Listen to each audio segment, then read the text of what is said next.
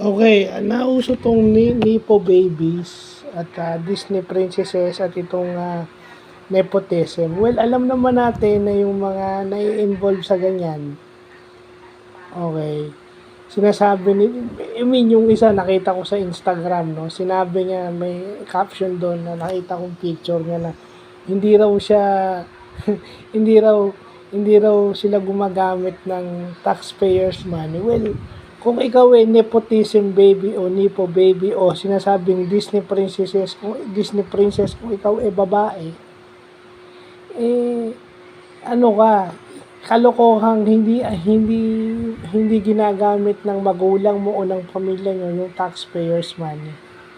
Well, let us define nepotism. Yung nepotism is yung halimbawang government official ka then pinapaboran mo yung mga kamag-anak mo. At yung mga kamag-anak mo, alam mo, anak mo, yun yung tinatawag na nepo babies. Yun yun. Di ba? Nasa katungkulan ka, di ba? Isang government official, public servant ka, ganyan. Kaya imposible. Di ba? Kaya nga hindi pwede sabihing rags to riches lahat yan. Kasi imposible yumamang ka na ano ka.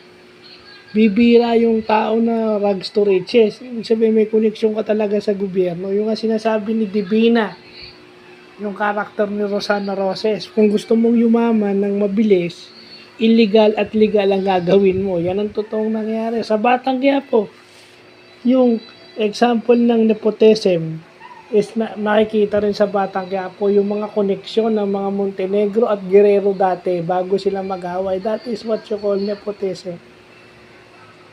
Lalo na nung mga Guerrero, pinapaboran yung kamag-anak nila. Pero sa mga tao, wala silang pakialam. Yun yung nagpapakita ng nepotism. Sa Batang Quiapo, makikita yan. So, minsan kasi alam na ng mga tao yan. Minsan, I wonder kung tinuturo ba sa school yan. No, kasi ako, college ko na ata na-encounter yung nepotism.